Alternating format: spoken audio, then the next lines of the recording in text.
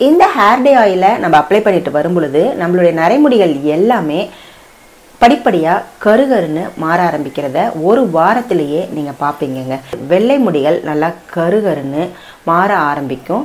அதே மாதிரி நம்மளுடைய ஹேர் க்ரோத்தும் நல்லா இருக்குங்க. இந்த ஹேர் டே ஆயிலை எப்படி ப்ரிப்பேர் பண்ணுறது அப்படிங்கிறத இப்போ நம்ம போய் பார்த்துட்டு வந்துடலாம். இந்த ஹேர் டே ஆயில் ப்ரிப்பேர் பண்ணுறதுக்கு நான் சில இலைகளை காய வச்சு எடுத்து வச்சுருக்கேங்க. எல்லாமே ஒன்றா கலந்துருச்சு. இதில் என்னென்ன இலைகள் காய வச்சுருக்கேன் அப்படின்னா, வல்லாரக்கீரை அதோட கீரை அதை நல்லா காய வச்சு சின்ன சின்ன பீஸாக போட்டு எடுத்து வச்சுருக்கேன்.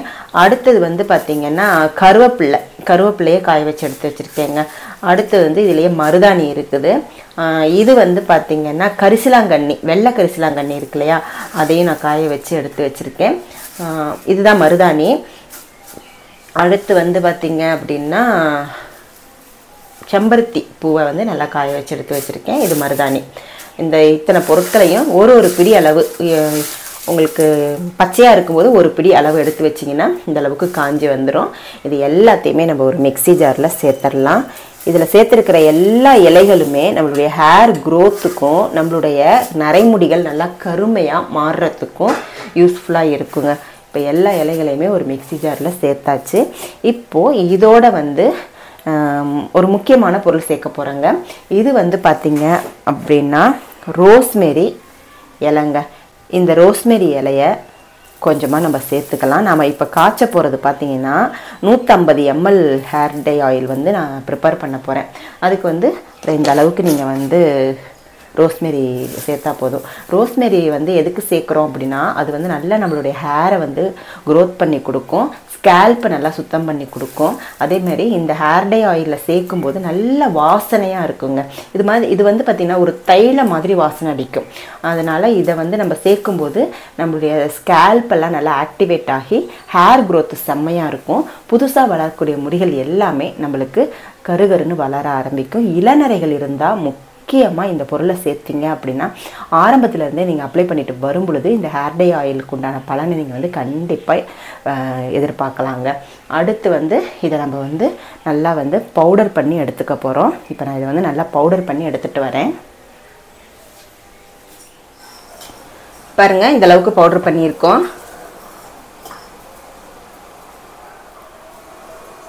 ஒரு இரும்பு கடாய் எடுத்துக்கோங்க. ஸ்டவ் ஆன் பண்ணிவிட்டு மீடியம் ஃப்ளேமில் வச்சுருங்க. இப்போ நம்ம 150 ml ஹேர் டே ஆயில் காய்ச்ச போகிறோம். அதுக்கு நான் 100 ml அளவு தேங்காய் எண்ணெய் சேர்த்துக்கிறேன். 50 ml விளக்கெண்ணெய் சேர்த்துக்கிறேங்க. இந்த ஹேர் டே ஆயிலில் நம்ம விளக்கெண்ணெய் சேர்க்கும்போது நம்மளுடைய ஹேர் க்ரோத்து செம்மையாக இருக்கும். நல்லா ஹேர் டே ஆயில் திக்காக கிடைக்கும். லைட்டாக எண்ணெய் சூடாகட்டும். இந்த தேங்காய் எண்ணெயோட விளக்கெண்ணெய் சேர்க்கும்போது இதோட கன்சிஸ்டன்சி பார்த்தீங்கன்னா கொஞ்சம் நல்லா திக்காகும். பாருங்கள், நல்லா மிக்ஸ் பண்ணி விட்டுங்க. 2 எண்ணெயும் லைட்டாக பபிள்ஸ் வரும் பாருங்கள். அப்போ எண்ணெய் காஞ்சிருச்சுன்னு நம்மளுக்கு தெரிஞ்சிடும். பாருங்கள், உள்ளே பபிள்ஸ் வர ஆரம்பிக்குது பாருங்கள். எண்ணெய் சூடாயிருச்சு. இப்போது நம்ம அரைச்சி வச்ச இந்த பொருட்களை எல்லாத்தையுமே அதில் சேர்த்துடலாம். சேர்த்துட்டு நல்லா மிக்ஸ் பண்ணி விட்டுருங்க.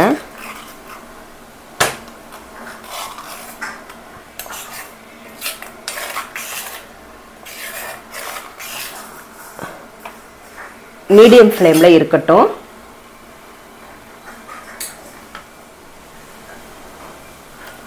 இந்த ஹேர் டே ஆயில் நம்மளுடைய ஹேர் க்ரோத்தை நல்லா இம்ப்ரூவ் பண்ணி கொடுக்கும். நம்மளோட ஸ்கேல்ப்பில் ஏதாவது ப்ராப்ளம்ஸ் இருந்தாலுமே இது நல்லா கிளியர் பண்ணி கொடுக்குங்க. அதாவது பொடுகு பிரச்சனை இருந்துச்சுன்னா இது நம்மளுடைய ஹேரை நல்லா சரி பண்ணி கொடுக்கும்.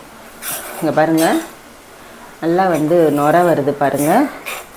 இந்த நுரையெல்லாம் அடங்கணும். அடங்கினதுக்கு அப்புறமா எந்த ஸ்டேஜில் ஆஃப் பண்ணுறது அப்படிங்கிறத நான் சொல்கிறேன். இன்னும் இதில் 2-3 பொடிகள் நம்ம சேர்க்க போகிறோம். அது என்ன பொடிகள் அப்படிங்கிறதையும் நம்ம பார்க்கலாம். மீடியம் ஃப்ளேம்லேயே இருக்கட்டும். இப்போ பாருங்கள், நுரையெல்லாம் அடங்கிருச்சு. இந்த ஸ்டேஜில் நம்ம ஸ்டவ்வை ஆஃப் பண்ணிடலாம். இப்போது இதில் கரிசலாங்கண்ணி பொடி 2 டீஸ்பூன் அளவு நம்ம சேர்த்துக்கலாம். அந்த ஆஃப் பண்ண சூடோடையே சேர்த்திங்கன்னா இங்கே பாருங்கள் நல்லா நுரைச்சிக்கிட்டு வருது பாருங்கள். இந்த சூட்லேயே வந்து கரிசலாங்கண்ணி பொடி வந்து நல்லா வந்து வெந்துடும். அடுத்து வந்து பார்த்திங்கன்னா திரிபுலா சூரணம். இதில் வந்து பார்த்திங்கன்னா நெல்லிக்காய், கடுக்காய், தாண்டிக்காய் 3மே வந்து சேர்த்து பொடி பண்ணது. இதை வந்து 2 டீஸ்பூன் அளவு சேர்த்துக்கலாம். அவ்வளோதாங்க. இதை வந்து நம்ம அப்படியே ஆற விட்டுறலாம். ஆறுனதுக்கு அப்புறமா நல்லா ஒரு 2 hours 3 hours இந்த கடாயிலே அப்படியே இருக்கட்டும். அதுக்கப்புறமா நம்ம வேற ஒரு பாட்டிலில் வந்து வடிகட்டி ஸ்டோர் பண்ணி வச்சிடலாம். எப்படி யூஸ் பண்ணுறது அப்படிங்கிறத நான் அப்போ சொல்கிறேன். பாருங்க, நல்லா வந்து ஆறிடுச்சு. ஒரு 3 hours இந்த இரும்பு கடாயிலேயே நான் வச்சுட்டேன். கலர் பாருங்க, நல்ல பிளாக் கலர்ல ஹேர் டை ஆயில் கிடைச்சிருக்கு. இப்போ இதை நம்ம வந்து வடிகட்டி தான் நம்ம யூஸ் பண்ண முடியும். இப்போ இதை நம்ம வந்து வடிகட்டிக்கலாம். இப்போ நம்ம வந்து வடிகட்டிடலாம்.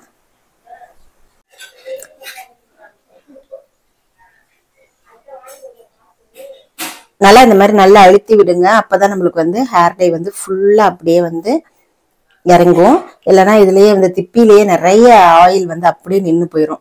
அப்போ நம்மளுக்கு நிறைய வேஸ்டேஜ் ஆகும். அதனால முடிஞ்ச வரைக்கும் நல்லா வந்து அழுத்தி அழுத்தி கொடுங்க. அப்பதான் வந்து நல்லா திக்கான ஹேர் டை ஆயில் வந்து நம்மளுக்கு கிடைச்சிட்டு இருக்கு பாருங்க.